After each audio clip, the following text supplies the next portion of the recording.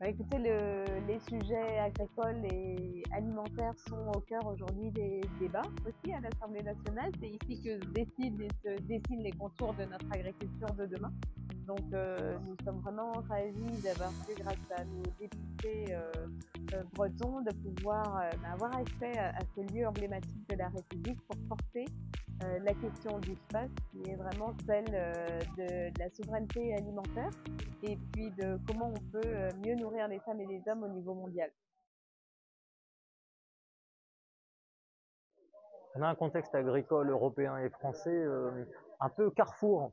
2025, c'est un quart de siècle, on peut commencer à faire des bilans. Le bilan, c'est que l'agriculture européenne et française va de l'avant. Elle va de l'avant sur les questions écologiques, sur les questions sanitaires, sur les questions d'offres de consommation de plus en plus précises. Et puis on garde des volumes de production tout à fait importants que beaucoup de pays dans le monde aimeraient pouvoir faire. Donc on a une sécurité alimentaire quand même en Europe et en France qui est assez exceptionnelle, il faut toujours le rappeler. Ça ne veut pas dire qu'il n'y a pas de problème. Il y a quelques sujets sur les questions du renouvellement de celles et ceux qui produisent, sur la question des revenus, évidemment, des agriculteurs. Et puis, ce qui s'est beaucoup traduit depuis 2-3 ans dans beaucoup de pays européens, dont la France, c'est ce que j'ai appelé un peu la crise des 3C. Il y avait une question de cohérence. Est-ce que des normes, finalement, se combinent entre elles ou ont tendance à se challenger et on a des difficultés à savoir ce qu'il faut faire en priorité? Est-ce qu'on a de la confiance? Est-ce qu'on a confiance dans le secteur, dans ce qu'il fait, dans ses engagements? Est-ce qu'on a de la confiance dans les produits que l'on consomme, qu'on achète? Et puis évidemment la question de la constance. On a eu beaucoup de réformes, on a eu beaucoup de changements, on a eu beaucoup de changements réglementaires parfois, mais on a eu aussi des évolutions dans la politique agricole commune, on a eu des évolutions sur certains fonctionnements ces dernières années, qui se sont en fait télescopées avec les transformations mondiales, avec les valses de prix, la volatilité des cours, la météo qui change et qui s'emballe. Et donc on a un monde agricole qui voit de l'inconstance le challenger au quotidien dans son métier, alors que c'est un métier qui sait qu'il est dans une inconstance permanente et qu'elle n'a pas besoin forcément d'en avoir davantage demain. D'abord avoir des revenus, pas vivre dignement de son métier, mais bien vivre quand on est agricultrice, quand on est un producteur, que ce soit un éleveur, que ce soit dans l'horticulture, que ce soit dans le monde du végétal, l'ensemble de celles et ceux qui nourrissent, l'ensemble de celles et ceux qui protègent les ressources, qui façonnent les paysages, qui sont vigilants sur les questions de la santé, la traçabilité, la protection du vivant, la biodiversité en général.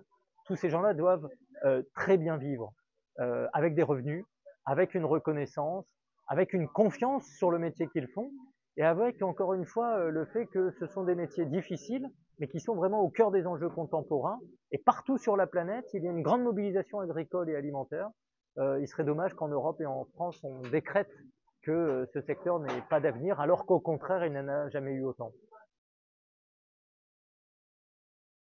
Surtout pas, zéro modèle. Dans la vie en général, comme en agriculture, chaque agriculteur doit être libre de pouvoir développer les solutions, s'inspirer d'expériences d'ailleurs, combiner des performances techniques, combiner des savoirs, combiner des investissements, des innovations, et en même temps de savoir développer par lui-même une entreprise de petite, de moyenne, de grande taille, collective, individuelle, familiale, qu'importe, mais pas de modèle, même si évidemment le modèle européen et le modèle français, c'est pas le modèle de la très très grande exploitation agricole avec des milliers d'animaux dans l'élevage. Ça, c'est pas le modèle européen. Et on pourrait dire aussi qu'il y a un modèle européen et français dans le rapport à l'alimentation, c'est-à-dire une alimentation qui rassemble, une alimentation qui ritualise quand même nos quotidiens, et une alimentation qui aime les bons produits. Les bons produits, c'est ceux qui viennent de la terre et c'est ceux aussi qui sont travaillés pendant des mois par des éleveurs, des agriculteurs ou des pêcheurs et des aquaculteurs qu'il ne faut jamais oublier quand on passe à table. Le space se positionne sur les enjeux actuels, alors au travers aussi de son thème de l'année, qui sera l'intelligence artificielle, mais qu'on a choisi d'appeler l'intelligence agricole, pour vraiment apporter des solutions, montrer à quel point l'IA est présente dans les développements, en fait, au service des éleveurs, pour améliorer le confort de travail des éleveurs, améliorer le bien-être des animaux, agir sur la santé, etc. Être vraiment un outil. Le SPACE, en fait, est vraiment regorge d'outils pratiques à destination des éleveurs. Donc voilà, beaucoup de nouveautés qui seront présentées par ce thème. Les 30 ans d'Innov'Space aussi qu'on va fêter cette année, parce que ça c'est une vraie fierté, c'est un label d'innovation. Les entreprises nous le disent et c'est un élément extrêmement fondamental pour continuer à progresser et à trouver des nouvelles solutions pour les éleveurs. Les concours, hein, bien sûr, cette année, avec le concours salaire en race allaitante et puis le concours Miss Montbéliarde pour la partie donc de cette race qui sera également à l'honneur. Et puis aussi un élargissement de notre concours Prix Holstein à d'autres régions. Voilà, donc encore un, un programme très dense sur la partie présentation et concours animaux. Donc il y a 13 races qui sont présentées au SPACE et ça en fait une vitrine exceptionnelle pour la génétique. Absolument, oui, toujours. Donc ça fait 4 ans qu'on a lancé notre espace jeune, 3 ans le Tech Agri Challenge et on continue cette année avec l'originalité en fait d'ouvrir les débats entre les jeunes qui sont dans les formations agricoles et les jeunes qui sont dans les filières d'enseignement général.